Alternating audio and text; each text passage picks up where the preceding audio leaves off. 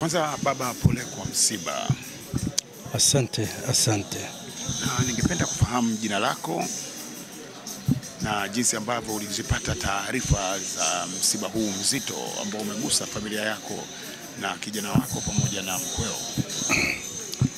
Kwa majina naitwa Evagri Masudi Ali. Hayo ndio majina yangu.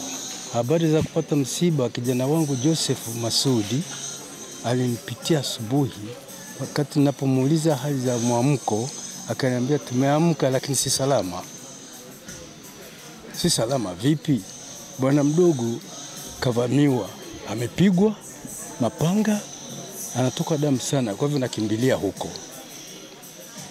Hizo habari za awali. Kamwambia basi nenda, alafu nipigie baadaye. Kwa muda huo kaka yake ambaye yuko Mtwara naye akanipigia. Akaniuliza umepata habari gani? Nikamweleza zilizopata na hatua gani nishaanza kuchukua. Akaniambia ni vyema sana huyu apitie kutoa habari polisi, pamoja na kukimbilia kama wanatoka na damu ili waweze kumchukua, lakini hii ni police case, waijue. Kaambia okay, nitalitekeleza. Nikampigia nikakuta wakati huo bado yuko Kimanga, amechukua bodaboda ya kuja huku. Hizo ndizo njia nilizopata msiba, kujua habari ya msiba. Lakini ilikuwa ni kufichwa, labda otherwise kwamba mtu unaweza ukampa pressure. Kumbe watu walikusha kufa usiku huo. Pole sana baba. Pole sana. Na mtoto wako huyu baba, kipindi ambacho umeongea naye kwa mara ya mwisho ilikuwa ni lini na mlizungumza nini? Kwa mara ya mwisho, unajua tuko katika dunia ya mahangaiko na kutafuta. Si rahisi kila leo muonane. Mimi naishi Tabata Kisiwani. Yeye amejenga hapa ambao ni wanapaita nani? Karibu na Kinyerezi huko. Ni kati ya Kinyerezi na kwangu anakuja. Akija tunaweza tukakaa muda mrefu sana. Ana maongezi marefu sana ya kupendeza. Hata na mimi mwenyewe najisikia vizuri. Na marehemu mtoto wako, mara yako ya mwisho pia kuzungumza naye ilikuwa ni lini na mlizungumza kuhusu nini? Hakukwambia jambo lolote lile ambalo labda baba anatamani kulisema? Hapana. Hakuniambia jambo lolote ambalo linamkera ambalo niliseme. Yeye anakuja kunisalimu na naweza kuchukua muda mrefu mpaka mkeo anampigia simu akiwa ofisini, anamwambia subiri, mwisho wake anamwambia funga, njoo tukutane kanisani. Chukua pikipiki uje tukutane kanisani. Mpaka inafikia kwamba ninaweza kumwambia nenda bwana. Lakini hakuna kitu ambacho kilichokuwa kinamkera ambacho ameniambia. Kwa upande mwingine ni kwamba mimi sina mashaka kwamba kuna ugomvi yeye na mke wake, sina. Hajatokea kusikia fununu yote. Hapana. Na kwa jinsi ambavyo ulikuwa ukiwaona enzi za wao wakiwa wanaishi, hakuna ugomvi wote ambao ulikuwa nao kati yake na mkewe ambao alishakuleta kwako ukasuluhisha? Sijasikia hata wakamaliza wenyewe kwa siri.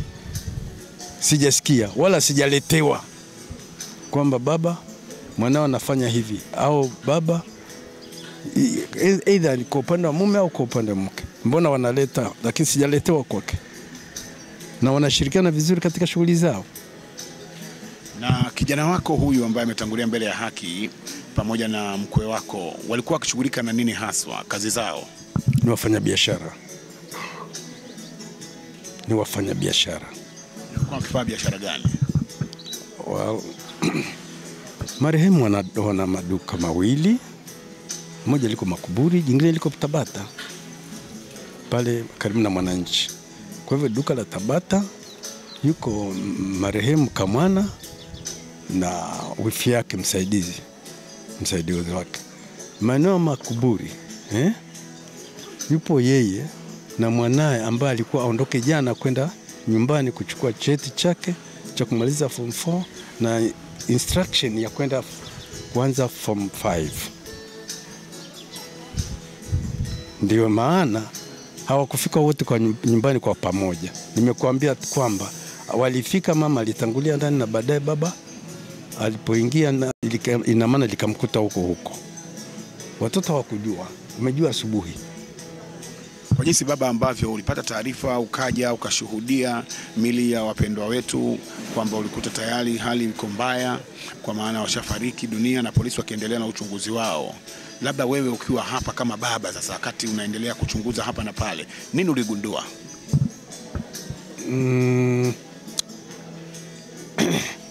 Unajua, siwezi nikasema nimegundua kitu. Usifikirie, usikue yani mawazo tu. Unawezekana ukawa na mawazo mengine ambayo yanawezekana akazalisha kitu fulani, lakini ikawa sio right.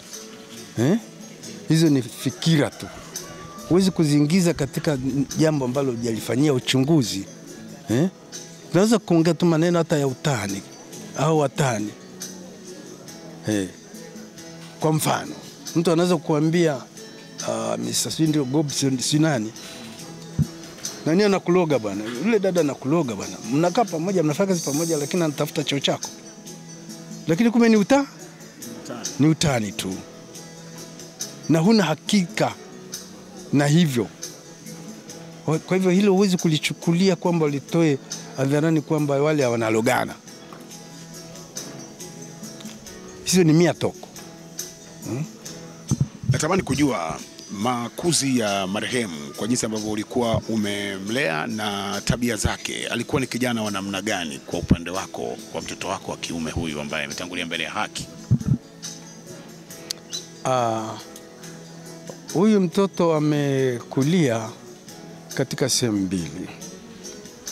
Amekuwa sehemu ya baba mdogo ambaye ndiye baba mzazi, mpaka akafikia mdogo wangu wa 4 au karibu wa 5, mpaka ikafikia hatua amekuja Dar es Salaam kunifuata akitaka maarifa ya biashara.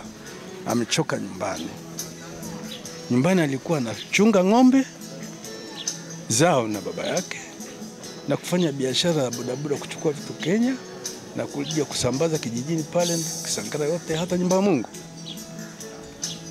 Ndio story.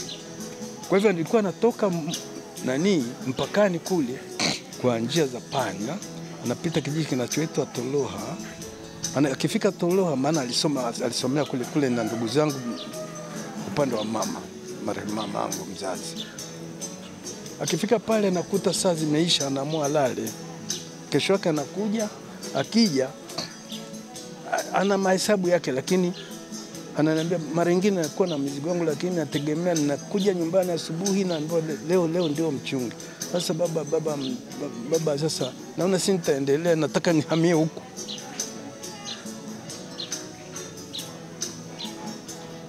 Kaambia choka. Ni mtifu.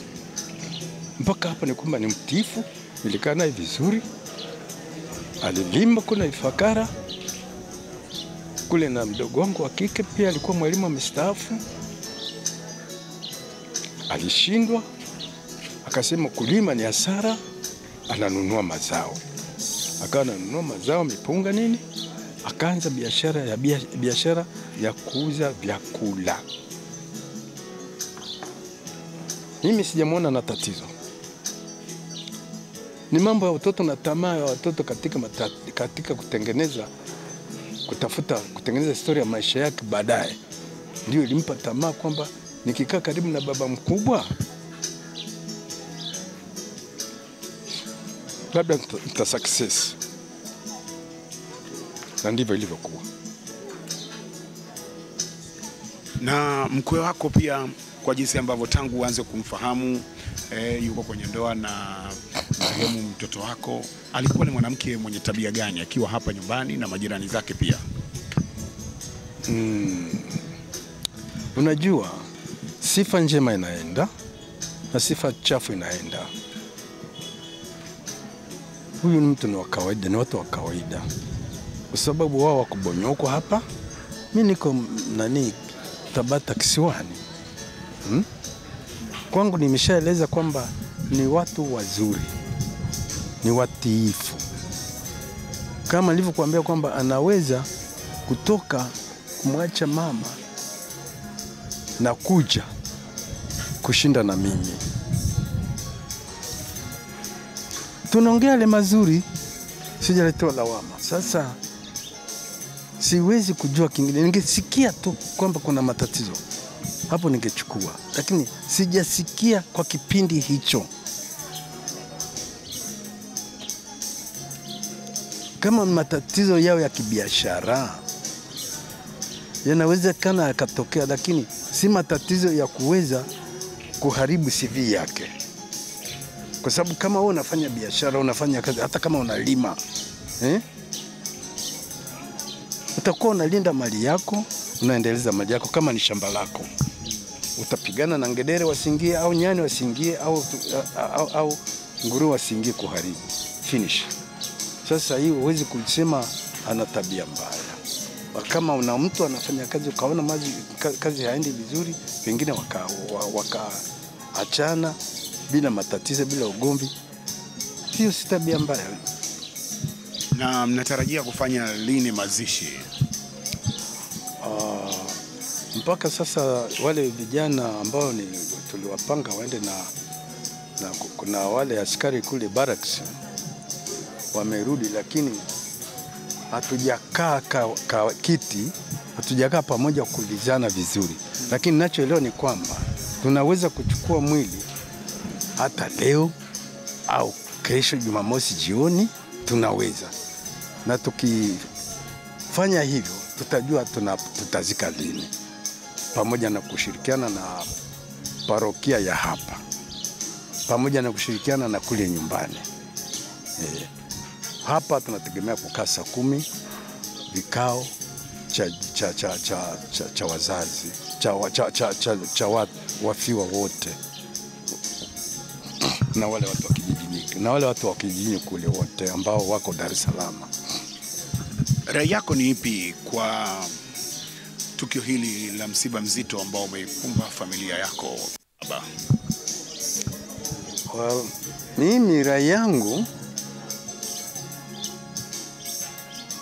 kwanza awali ya yote nashukuru msaada wa kikosi cha polisi chenye kulinda watu na mali zao, kwamba wanafanya kazi kwa bidii na kwa nia zote.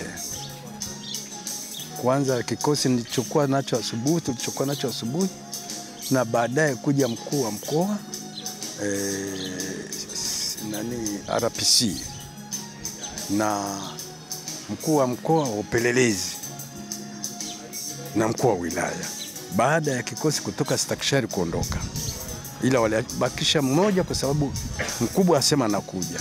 Niliona kuna mashirikiano mazuri kati ya raia na chombo cha dola kinachotulinda sisi na mali zetu. Hatombi itoke matatizo katika raia, hatombi itoke matatizo, ndio ili tujue wanafanya kazi. Hatombi itoke matatizo, ila nafurahi tu na wapa moyo kwamba kazi yao ni njema, waendelee hivyo hivyo. Hata hivyo hawajamaliza uchunguzi, hawajamaliza kabisa uchunguzi, bado upo. Ndio maana wamesema kile chumba kisifunguliwe, na ile sehemu ambayo dirisha limefanywa matatizo na kioo kuvunjika, watu wasipite kushika kuda.